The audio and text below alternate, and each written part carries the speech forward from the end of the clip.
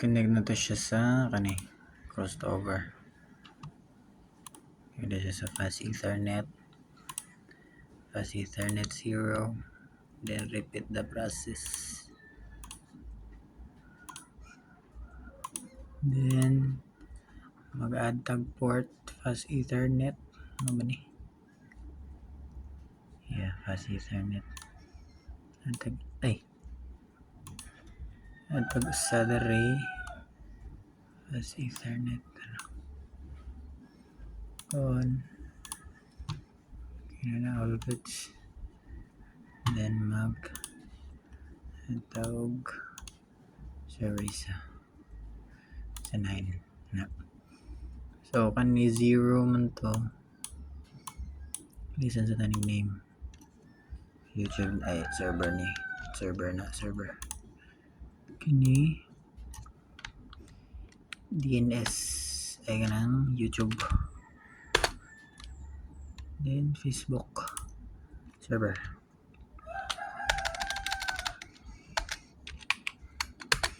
Na so maggamit tag different IP address na to. Sample lang 192.168.10.0. So ano siya tong network sa isa, then kani tantog 192.168.20.0 same sa dere 192.168.30.0 na suman na. Then puwa pa man na siya, ato ni siyang i-tanawon na to siya nakakonect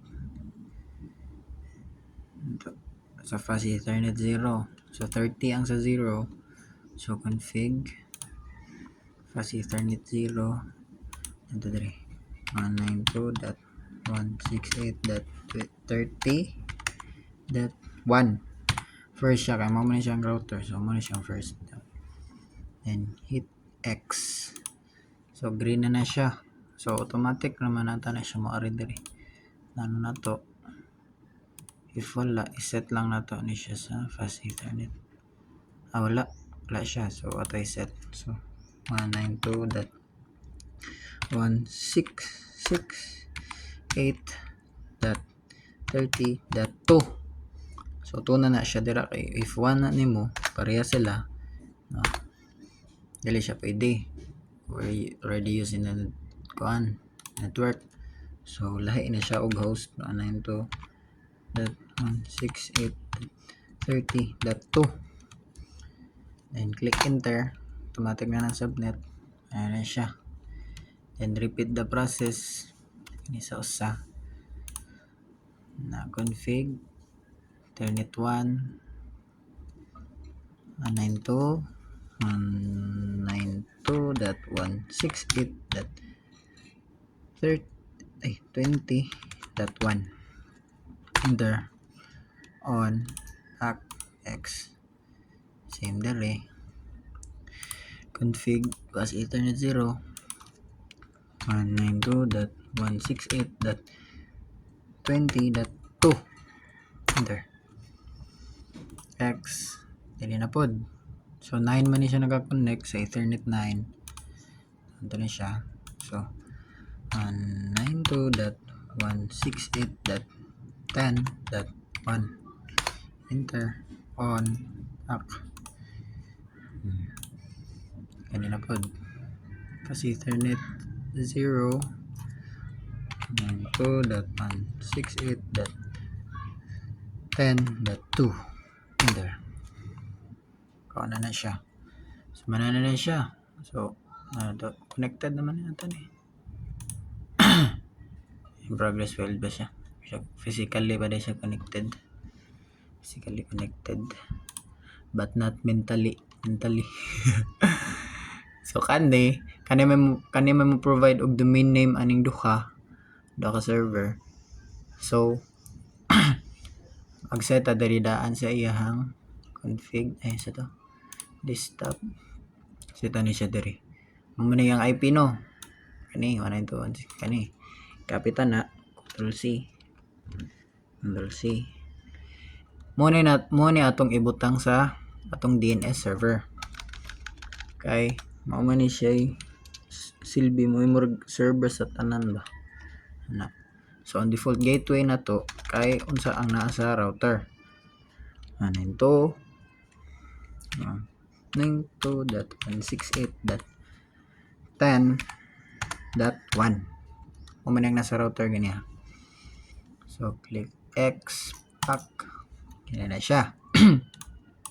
Then kani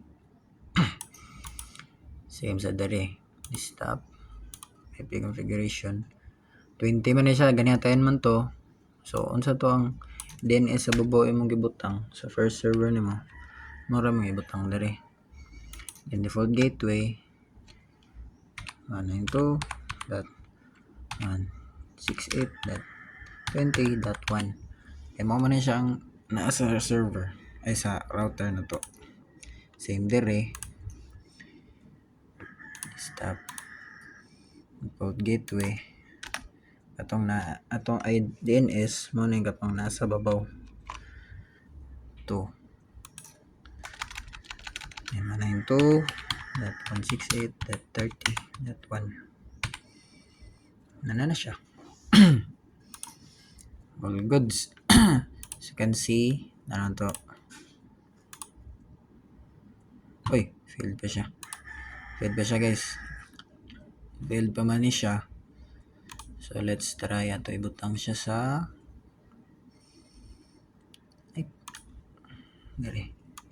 sa routing set 192.168.10.0 add same process 192 ato na siya ibutang diri ang mga connected niya nga network net 0 add 192.168.30 ba lagi dot 0 add siya.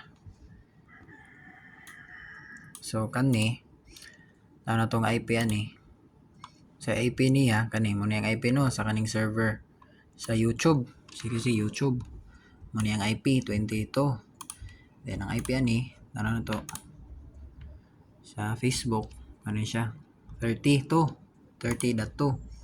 so sa itong buhaton na kay mo ang kani may maghatag og domain name ani nila so butan na to siya dire sa services kaya itong DNS tantag name domain name maghatag domain name sa YouTube na server so youtube.com tana to dire make sure nga naka-on then ang type kay i-record ra and address unsay IP ato niya dire ato IP sa IP niya sa YouTube mo ni 192.168.20.2 so mo na itong ibutang sa kani sa address 192.168.20.2 then click add so nanatay domain name ani kay for example na PC diri nya mo type siya diri og youtube.com so ari siya diri sa kuan router magi adong siya diri mautana siya mang anong PC nga unsa to ang YouTube so i-translate niya diri sa domain name to IP so kani ang ihatag kani nga site kani nga server so kani ang access so same diri sa kuan fb.com ano to ang iyang IP 30 man ata to 30.2 so mo tong ibutang 30.192.168.30.2 click add then mana so ato ni siya i-try tang taog nang to be connected na ba ni siya As you can see, successful. Success. At dito tayo nag-success. Success na siya. So, pwede na rin siya mag-add tag PC. Dere, mag-add tag router isa. Industrial router. PT ini. R1 man eh. Delete ni. PT router. Add this one. No. So, balik na to siya sa serial. DCE itong gamit ka ni. And serial 1. Serial 2. Serial 2 lang siya. Na. So, puwa pa man. But, so, as you can see,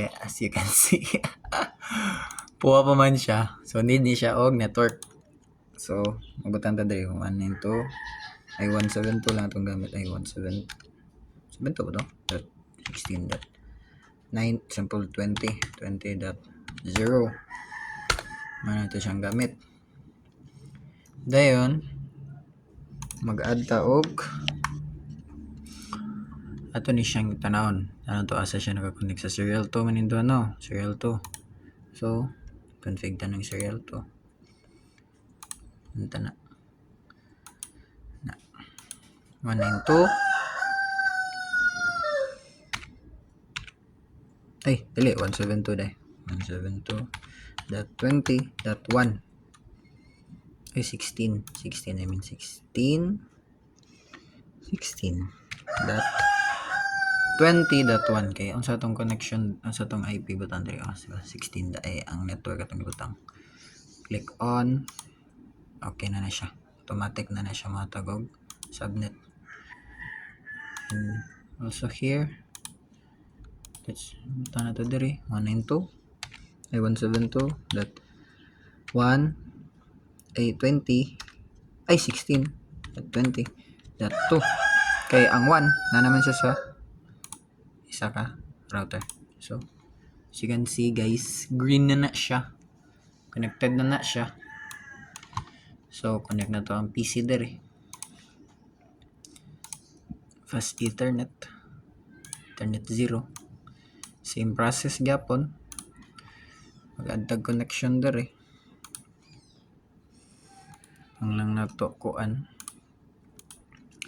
192.168.1.0 1.0 lang ato ibutang dayon. So back here add ta ni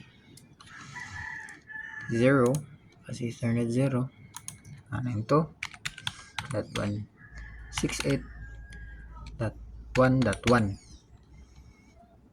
back, click on, set there sa PC, config fast Ethernet 192.168.1.2 kaya 1 na naman siya sa enter, automatic siya ang subnet. Goods na siya.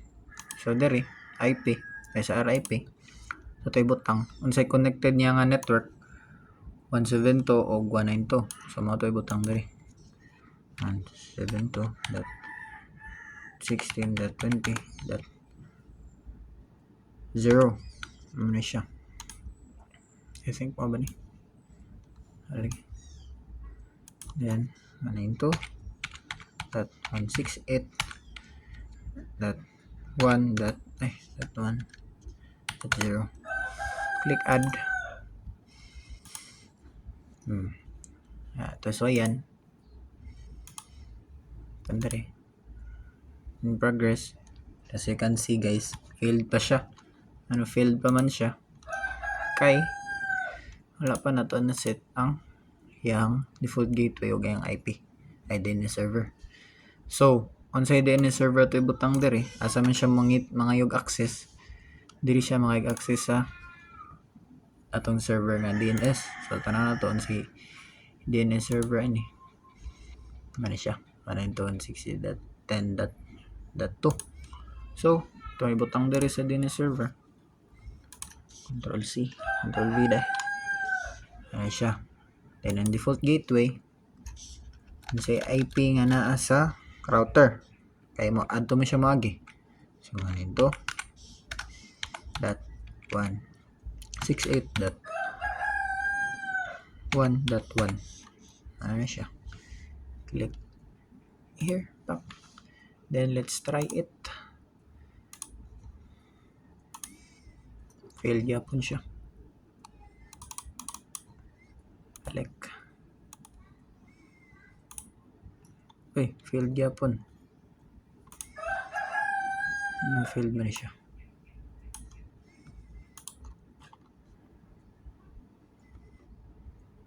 Ay, so ato i-check guys. Failed mo na siya, no? So tataran, pak. Uy, successful nun. TNVD. Successful na siya. So ganiya failed man to guys. So ang kuha nga to niya kay ang kaninga network wala siya na butang diri sa RIP. So successful mo siya kay butang ko ni siya ganiya. Ano sa dito? MD.0. Kaya na gani guys. Tanaw ninyo.